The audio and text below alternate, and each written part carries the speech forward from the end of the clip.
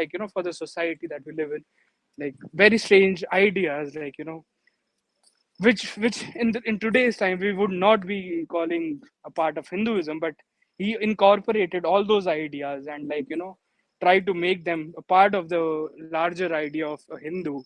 So he incorporated even the untouchables, who were always considered outside of the, like, the fold of the dharma or the religion of Hinduism. He even tried to appropriate those ideas. So I think, like, at now, if you ask me, was it a right thing to do or not, for a nationalist person who believes in, like, the idea of Hinduism and, like, we Hindus are all one.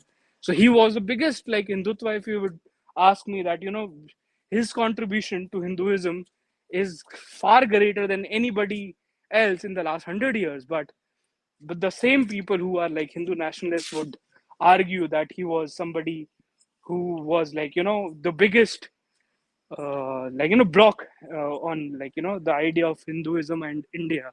So I think Gandhiji was a complex personality. Like, we should further discuss his ideas and his, like, some people, the way he's blamed for the partition of India. Like, again, it's a very complex story, but, like, people don't know what they're talking about when they talk about, like, partition of India.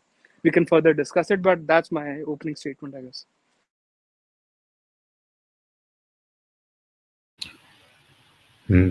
So why do you think, Aditya, that there are so many people, like, for instance, who refer to him as somebody who sided with Muslims? You will hear a lot of RSS right-wing supporters mention the fact that he was a supporter of the Caliphate movement, which had begun again.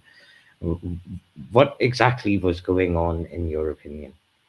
Was he So favoring the Muslims? again, like, the ideas of the Khalifa movement and his support for that movement, it's again was just because he wanted to appropriate or to garner the support of the largest subcontinent Indian Muslims.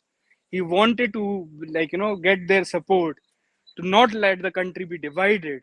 So he tried to say things on those Muslims' behalf. So if anything, he was trying not to, like, not to let this country be divided on the lines of religion. So yes, he did talk about, like, what was happening in Turkey in the 1920s and the 1910s. Yes, he did, but it wasn't because of his love for the Muslims, but because he actually cared about the people. He wanted the Indians or the South Asians to be, to stay united.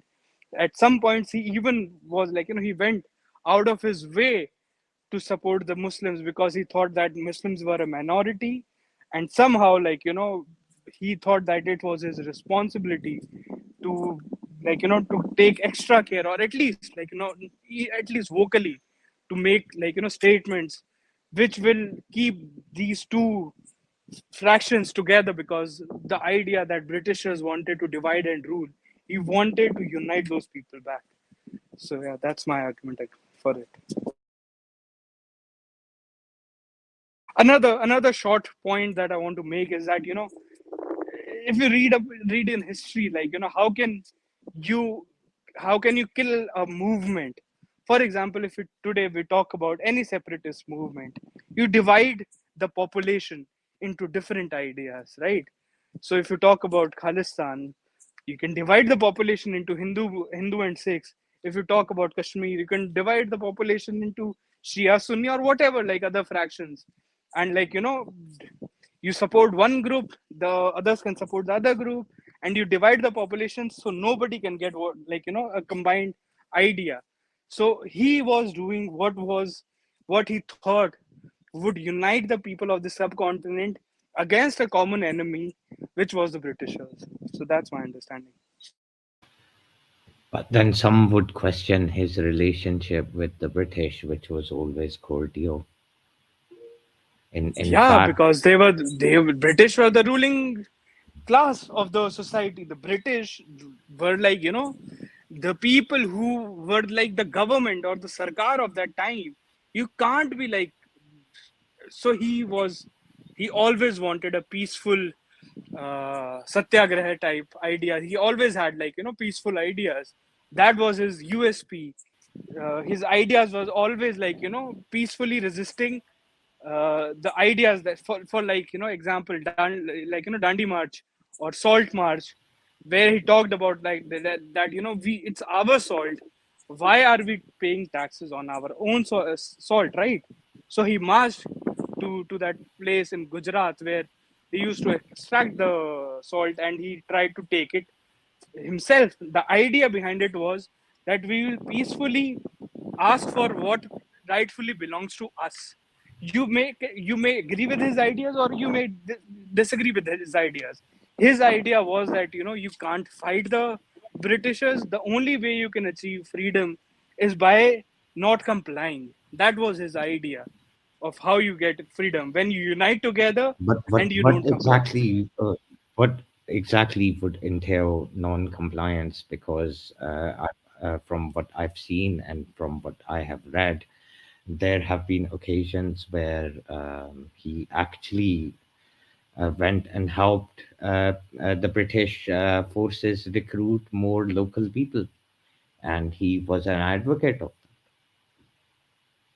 Recruit more people in. in the British Army. Again, it doesn't matter, like, even if it did, like, I haven't read much about it, but even if it did, like, how does it matter? He wasn't working against the Britishers. He was just trying not to comply. He wanted eventually to unite the people against one, the British, because they were outsiders, and he believed that they were unjustifiably were, like, looting the Indians, taxing the Indians for what was rightfully belonged to them.